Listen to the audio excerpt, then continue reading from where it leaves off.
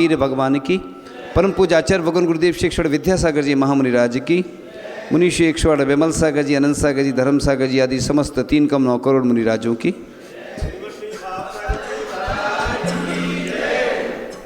आज का यह पावन पवित्र अवसर रवि पुष्य योग, यानी रविवार को अगर पुष्य नक्षत्र आ जाता है तो ये इतना अच्छा मुहूर्त है, यानी वर्ष भर में सिर्फ 2-4 बार ही आता है।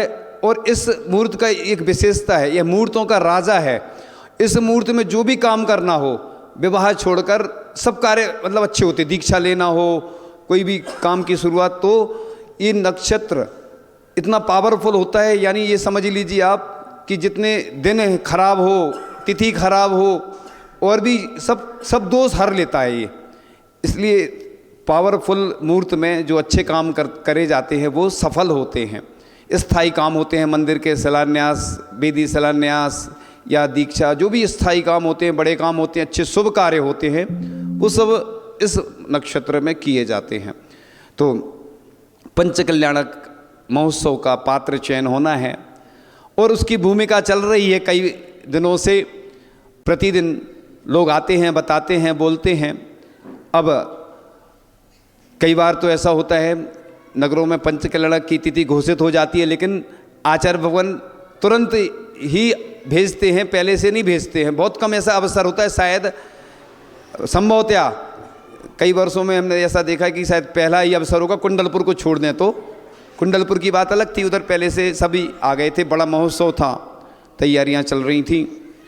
अभी 2 स्थानों पर आज गजरत की परिक्रमा है। एक ऐसा स्थान है जो पास में है आपके, और एक है दूर। वो समझ गए होंगे आप लोग, जिस भूमि पे चारों मुनि राजों ने जन्म लिया। जन्म नहीं भी लिया तो निवास तो किया है, महाराज जी का नहीं हुआ जन्म, लेकिन तो मुनि श्री पूज्य सागर जी महाराज की बहुत भावना थी कि आप लोग 24 वर्ष हो गए हैं अपनी जन्मभूमि पर नहीं आए हैं, तो कम से कम हमारी भावना है कि पंचकल्याण के माध्यम से तो कम से कम जन्मभूमि पर आ जाएं। लेकिन वो संयोग नहीं बन पाया, पुण्य नहीं था, उस योग्यता का ऐसा अनुकूलता नहीं थी, तो उधर नहीं जा पाए। लेकिन इधर इस ओर आचार्य भगवान का आशीर्वाद मिला, यहाँ के लोगों की भावना थी।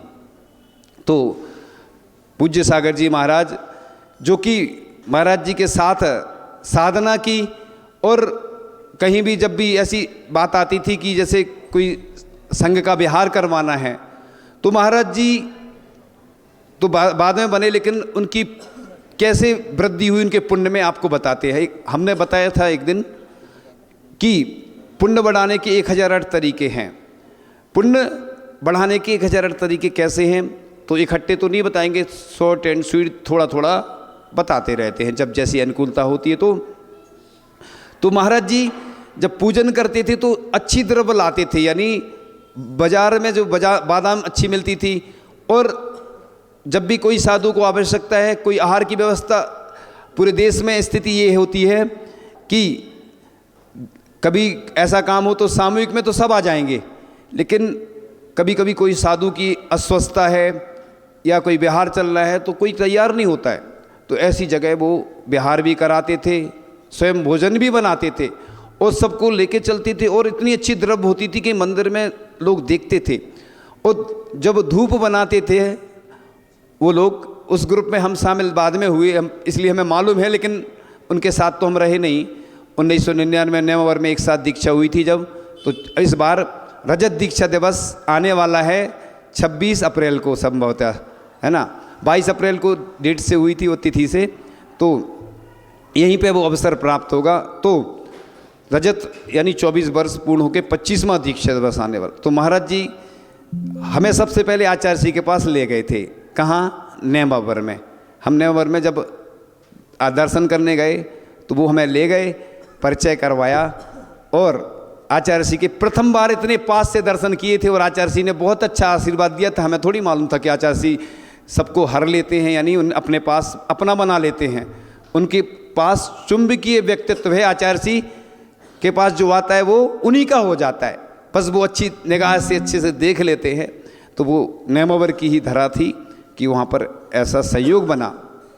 तो महाराज जी हमेशा सबके बारे में अच्छा सोचते रहते और महाराज जी के साथ साथ उन्होंने साधना की। वही अभिनंदन नाथ भगवान का क्षेत्र है जहाँ पर अभी महापंच कल्याणक हो रहा है। सभी लोग वही हम लोगों की साधना स्थली रही है। वहाँ पर रात रात भर महाराज जी लोग कई बार वहाँ पर अनुकूलता अनुसार सामयिक करते थे, ध्यान करते थे। जो तीनों महाराज जी हैं ये इनकी बता रहा हूँ मैं, फिर अपनी भी बताऊँगा, क्योंकि वही स्थान था। उसी स्थान पर हम लोग स्वाध्याय करते थे, मंदिर में पूजन करते थे और वहीं पर रहकर साधना की। तो हम लोगों की साधना स्थली है जहाँ पर आज अंतिम दिन वहाँ पर जो महामहोत्सव संपन्न होने जा रहा है। अब तो उनका प्रमोशन हो गया भगवान का। हमारे सामने जो भगवान थे वह अभी भी है मूल नायक अभिनंदन नाथ भगवान की छाँव तले हम लोगों ने साधना की। और अब बड़ी प्रतिमा का पंचकल्याणक और भी जो वहाँ पर वेदियाँ हैं, बहुत सारा परिवर्तन हो गया जो हमने नहीं देखा है, अभी अपनी आँखों से नहीं देखा, इसलिए हम चित्र में देखा है। तो वहाँ से साधना का क्रम प्रारंभ होते होते और भी महाराज जी जब अभी भोपाल में थे, अष्टानिका में उपवास चल रहे थे, 8 उपवास की साधना की और भी अष्टानिका में 6 उपवास, 5 उपवास, 4 उपवास आदि करते हुए अपनी साधना का क्रम जारी है। इसी प्रकार से संयोग बना, यहाँ भी पंचकल्याणक महोत्सव संपन्न होना है।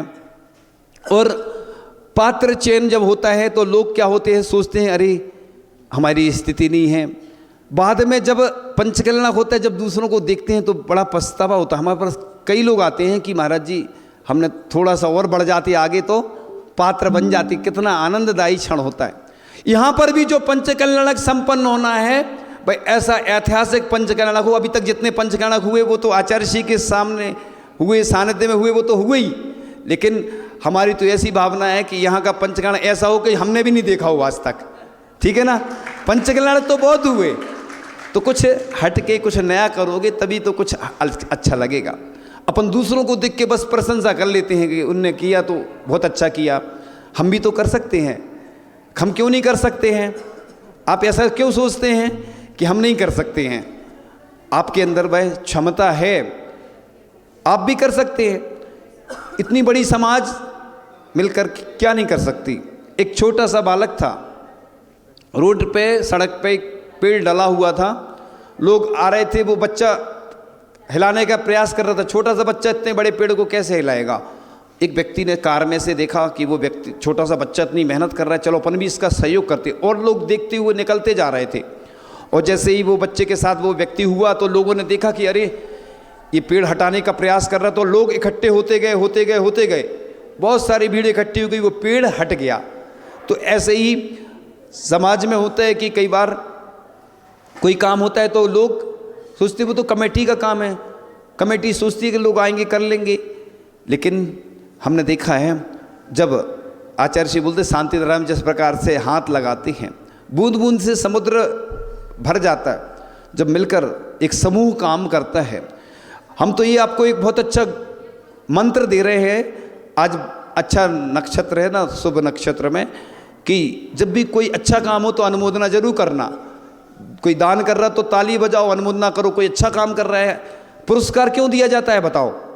एक बहुत अच्छा उदाहरण आता है कि शायद वाल्मीकि रामायण में आता है कि रामचंद्र जी ने सोचा कि जिन जिन ने हमारा सहयोग किया है सबको बुलाया जाए और पुरस्कार दिया जाए।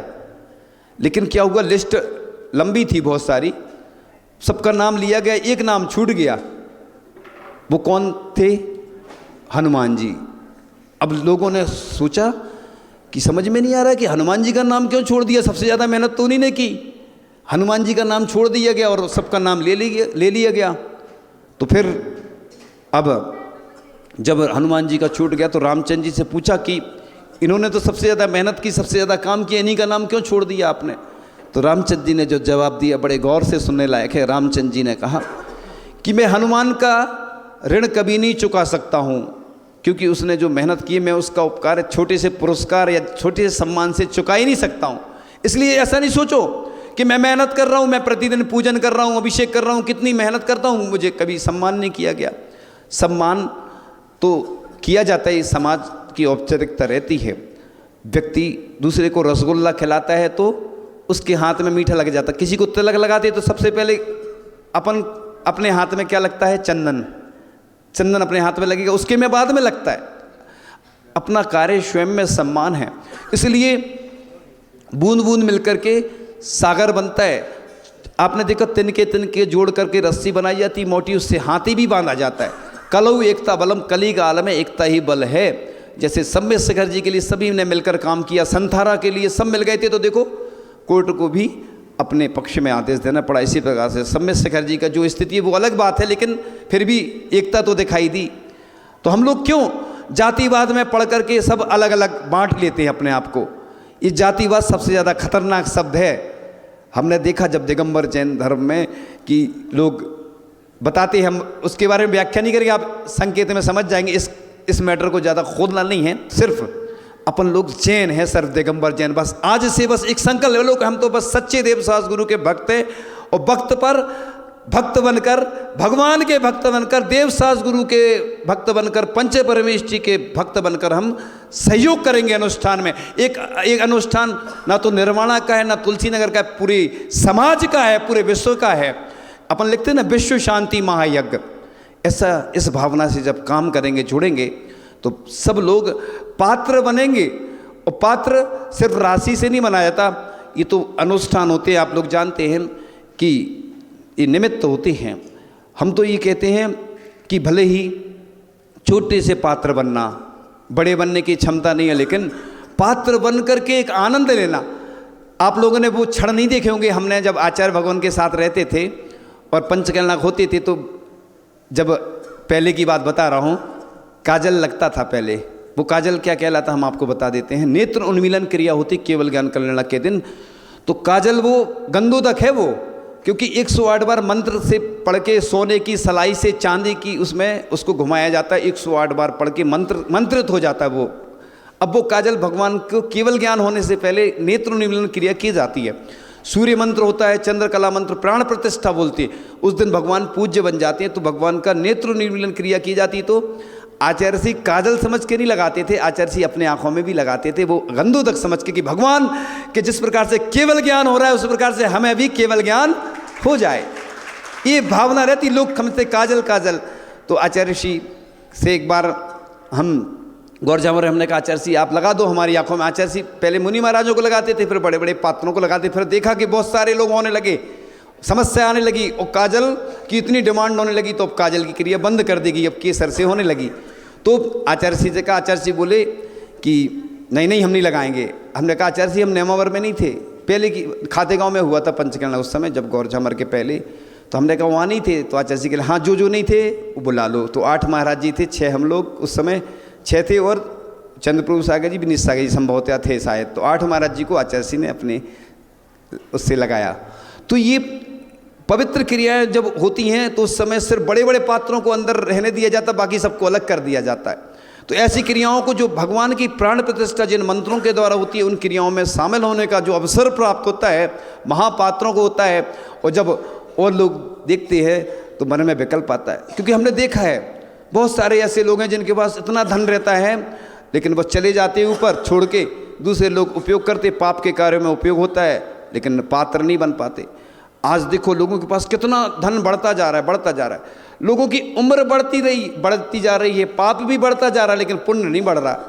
तो पुण्य बढ़ता है। महाराज जी ने उदाहरण भी दिया था कल एक व्यक्ति का, कि दान देने से उसको क्या फ़ायदा हुआ।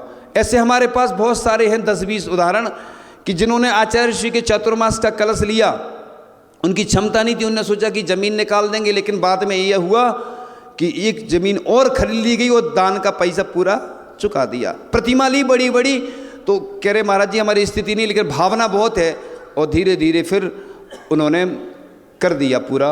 और पहले सोचा था कि मकान बेच देंगे, ज़मीन बेच देंगे, लेकिन कुछ नहीं, सब हो जाता। दान से आज तक कोई गरीब नहीं हुआ। मैं प्रतिदिन बोला करता हूँ, लोग सोचते दान के बारे में क्यों बोलता हूँ, क्योंकि लिखा था कि त्याग सदा सुखदाई होता, अधिक नहीं जोड़ूं, देश धर्म के खातिर अपना सब कुछ मैं छोड़ूं, दुखियों का दुख दूर करूं मैं, यही भावना है, शत्रु को भी मित्र बनाऊं, यही कामना है। शत्रु भी मित्र बन जाता है दान के माध्यम से। यानी तीर्थंकर प्रकृति का पुण्य, तीर्थंकर प्रकृति का बंध होता है, भगवान बन जाता है दान से, महान बन जाता है व्यक्ति और भाग्यवान बन जाता है।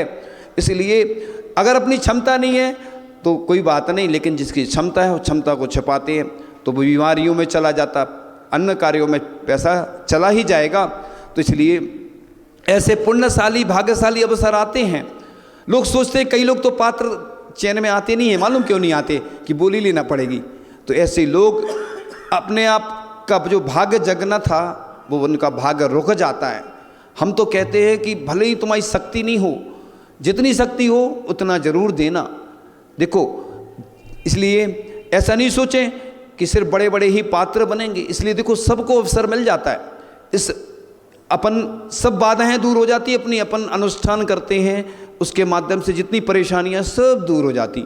कई लोगों ने अपनी अनुभूति बताई कि हम पंचकला किया, हमने बैठे उसमें हमारी ये समस्या थी, दूर हो गई। हमने कलश लिया तो हमारी ये समस्या दूर हो गई। और भी हमने अनुष्ठान में जो पुण्यार्जन किया उसके माध्यम से बहुत सारी विघ्न बाधाएं दूर होती चली जाती।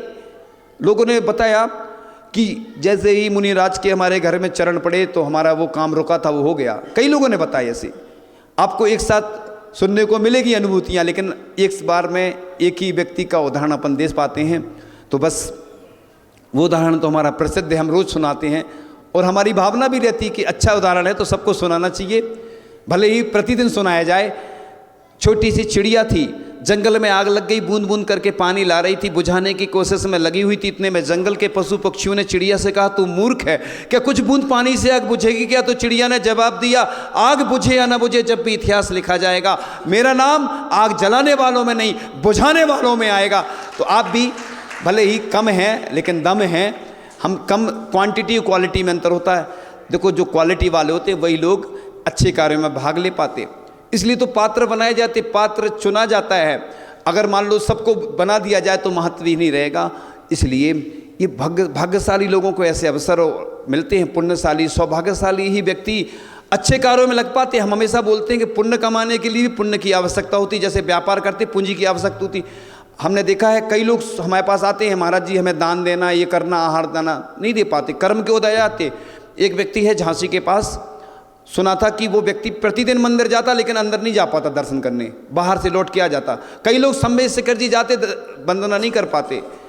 सोचो कि अपन को अगर आहार दान का, स्वाध्याय का, पूजन का, जाप करने का अवसर प्राप्त हो रहा है तो अपन बहुत सौभाग्यशाली समझना अपने आप को, कमजोर नहीं समझो।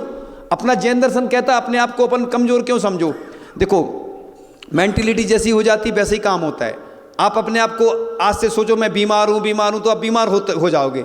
आप सोचो मैं स्वस्थ हूँ, मैं स्वस्थ हूँ, मैं स्वस्थ हूँ, मैं शांत हूँ, भावना करो तो स्वस्थ हो जाओगे। वो अच्छी भावना से पुण्य भी अर्जन होता, आपके खाते में पुण्य का अर्जन होगा।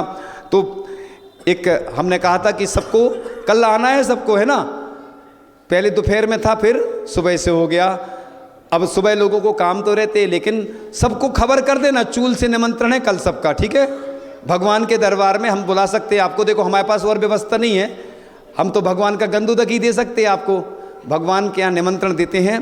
तो लिखा था हाँ कि जिस घड़ी जिस पल की प्रतीक्षा थी, जिस महोत्सव का ध्यान स्वप्न हमने देखा था, वह घड़ी आज हमारे द्वार खटखटा रही है।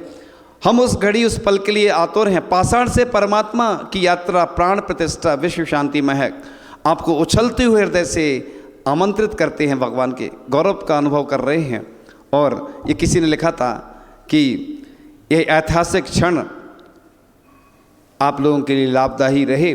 और आज अपनी तरफ से मन बना लेना और आज ही से आप अपनी घोषणा कर देना। जो कल होगी घोषणा वो तो अलग बात है, लेकिन जो पहले पाओ पहले आओ पहले पाओ से ज़्यादा पुण्य लगता है। एक चीज़ आपको बहुत अच्छी बताते, बस कहकर विराम लेते हैं कि अच्छे कार्यों का अगर भाव हो तो तुरंत कर लेना, क्योंकि जीवन का भरोसा नहीं।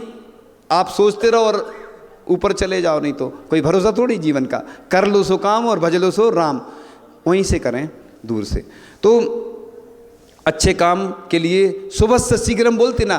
पाप के कार्य का मन हो तो छोड़ देना, जगह बदल देना, कुछ भी कर लेना जिसमें वो टल जाए। और पुण्य के कार्य के लिए ये नहीं सोचना बाद में करेंगे। ऐसे कहते कहते बहुत सारे लोग ऊपर चले गए, लेकिन उन्हें नहीं कर पाए। इसलिए कर लो सो काम और भज लो सो राम, इसलिए आप बने राम और मेरे जिनवर का नाम राम, हे जिनवर तुम्हें प्रणाम। तो हमें आत्म राम का कल्याण करने के लिए जो माध्यम मिले हैं, इन माध्यम से आप लोग अपना पुण्य का अर्जन करें, अपने पुण्य को बढ़ाएं। इस सौभाग्यशाली अवसर आए हैं जो आपको पुण्य बढ़ाने के लिए आए हैं। पाप बढ़ाने के अवसर तो पूरी दुनिया में हैं। देखो, पाप बढ़ाने के अवसर, कल कार्यक्रम हुआ था तो कैसे लोगों ने बढ़ चढ़ कर हिस्सा लिया। लोगों ने सोचा नहीं था, लेकिन जब संयोग बनता है, मुनि राजों का सानिध्य मिलता है तो बस लोग लाभ ले लेते हैं। इसलिए ऐसा नहीं सोचा ये उदासीन आश्रम है तो सबको उदासीन रहना है। इतना एनर्जी आना चाहिए। कल उदासीन आश्रम का नाम बदलना अपन को उदासीन लोगों के लिए है, जो दादा लोग रह रहे हैं उनके लिए है उदासीन आश्रम। लेकिन आप लोग उदासीन नहीं रहना, नहीं तो फिर हम लोगों को, आप लोगों को ऊपर बैठाना पड़ेगा सबको, क्योंकि उदासीन लोगों की यहाँ ज़रूरत रहती है। इसलिए आप कल उदासीनता की ज़रूरत नहीं है, कल है एनर्जी पूर्ण। जिस प्रकार से पूर्व में आचार्य भगवान के सानिध्य में आप लोगों ने बड़े बढ़ चढ़कर हिस्सा लिया था, उसी प्रकार से कल का और आगे आने वाले अवसर स्वर्णमयी अवसर प्राप्त होने वाले हैं। रजतमयी अवसर, रजत दीक्षा दिवस के साथ आपको आने वाले स्वर्ण अवसर लाभ देंगे। इन्हीं भावनाओं के साथ परम पूज्य आचार्य भगवान गुरुदेव शिक्षण विद्यासागर जी महामुनि राज की